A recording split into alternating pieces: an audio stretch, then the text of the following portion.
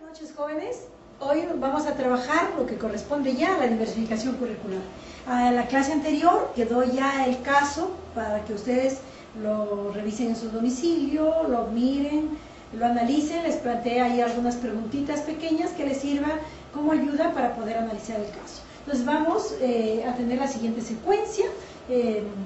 Trabajamos primero socializando entre todos el caso, a ver cada uno de ustedes qué aporta, cómo lo han visto, qué están pensando, para luego pasar ya a precisar desde el marco teórico de todo lo que es la teoría curricular y el DCN, que es el diseño curricular nacional con el que venimos trabajando, que es ya un documento normativo, un documento que nos dan desde el Estado, ¿no? Y que nos va a servir también dentro del marco teórico para poder trabajar este tema. Bien, iniciamos ya entonces nuestra sesión con el trabajo de ustedes y vamos a empezar a socializar el caso que quedó pendiente. Ustedes también ven, es un caso educativo. Entonces yo digo que en el mes de octubre la profesora Inés está trabajando, pero esto no lo vamos a firmar, esto va a estar como que ustedes ya lo trabajaron. O sea, en la clase pasada les he dejado este caso. Hoy día lo que vamos a hacer es analizarlo. Pues es importante que lo veamos para que en el momento de la discusión se escuche lo que ustedes digan, ¿ya? En el mes de octubre la profesora Inés estaba trabajando en la institución Santa Lucía, pero que está ubicada en la zona urbana, está en la organización Remigio Silva. Trabaja con niños de primer grado de primaria. En la clase vamos a comenzar trabajando, o sea, este caso, ¿ya? Entonces, ya lo vamos a discutir entre todos. Entonces, un ratito piénsenlo y lo empezamos a discutir entre todos. ¿De acuerdo? ¿Ya? A ver, entonces, ya sí podríamos compartir, o sea, a ver, en relación al caso que quedó la clase pasada y que ustedes ya han reflexionado, ¿no? Y podrían ir dando sus opiniones. O sea, cómo lo están entendiendo, cómo lo han analizado, qué están pensando. A ver, voluntariamente, por favor. Bueno, en primer lugar, la diferencia entre estas situaciones vemos de que la profesora Inés ya ve en la institución educativa Santa Lucía, ya ve todas las cosas que le dan las facilidades para trabajar. Por ejemplo, le dan los abacos, le dan las computadoras, todo eso. Pero en la institución de Muchumín no le dan nada, sino que ella se afronta a otra realidad que es rural. Por eso de que vemos que la de Santa Lucía ya le dan la facilidad y la de Muchumín no le dan, pero como profesora tiene que buscárselas para enseñarles a los...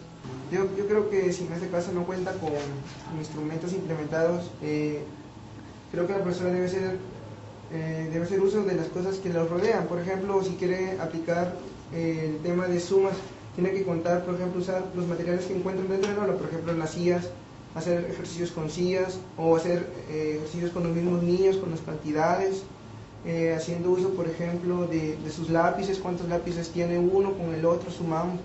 Eso es lo único que le queda. Claro, ¿no es cierto? Pero a esto, Eduardo, se le llama entonces un poco el tema dentro de lo que es ya el diseño curricular nacional de la educación básica del Perú. ¿Cómo lo llama en este documento normativo que tenemos? Diversificación curricular, ¿cierto? Como dice Eduardo, esto es ya parte de la diversificación curricular. Eso, después de haber analizado ya este caso, vamos a entrar a trabajar con los diseños curriculares nacionales que ustedes ya tienen. Nos organizamos en equipo, ¿no? Vamos a poner grupos de 3, ¿no? Haremos 3 grupos de 3 y trabajaremos entonces el marco conceptual de la diversificación curricular.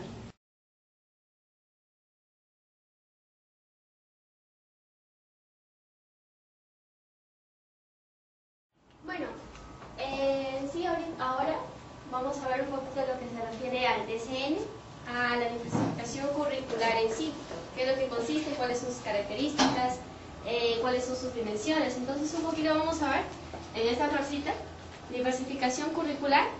Entonces, ¿cuáles son sus características? Es decir, qué es lo que nos permite a nosotros como docentes diversificar un poco este currículo que nos muestra el Estado, ¿no? Entonces las características son que es flexible, abierto y diversificable. Es decir, por ejemplo, el DCN es un material que nos brinda el Estado en sí. Entonces, por ejemplo, si yo estudio, voy a enseñar en la selva, no sé, Entonces lo que me permite es más o menos sacar de cada un poco lo que me da el DCN y poder aplicarlo a la situación en la que yo me encuentro. Entonces por eso, son características básicas. Las dimensiones en sí, hay macro, meso y micro. Bueno, ya lo entendemos, lo macro, algo grande en sí, ahí abarca el DCN. El meso ya en una institución educativa, por ejemplo el PI, el famoso PI, ¿no? Y el micro ya es en sí la sesión de aprendizaje, ya lo que tú practicas en sí, en tu sesión de clase con los alumnos, que ya lo adaptas, dependiendo de eso. Lo otro, las instancias del DCN, son aquellas instancias que nosotros nos podemos respaldar en ellas. Aquí tenemos la regional, la local y la institucional. Regional, toda la Mayeque. La local en sí, ya pues lo que abarca ya lo de Chiclayo mismo, ¿no? Y institucional, bueno, tu institución educativa y todo esto. La correspondencia, ¿a qué es lo que se refiere, no? ¿A dónde está orientada? A las necesidades y demandas de la realidad. ¿Y cuáles son estas necesidades y demandas de la realidad? Es decir, lo que nosotros podemos aportar o lo que nuestros estudiantes o la sociedad misma busca aprender en esta parte de nosotros de enseñanza-aprendizaje. Y la noción a lo que nos lleva pues, es modificar, mejorar y adecuar las capacidades y actividades correspondientes en una institución educativa. Nuestro grupo hemos tratado de sintetizar de acuerdo al diseño curricular que hemos ido estudiando en la parte de las características que es la diversificación curricular en el contexto educativo. Por ejemplo, nos hemos abarcado la problemática, cómo se diversifica el currículum en la dimensión micro, ¿no? Teniendo como base teórica, por ejemplo, sabiendo que las fases del currículum, por ejemplo, son el diseño, la ejecución, la evaluación. Dentro del diseño y la ejecución está la implementación.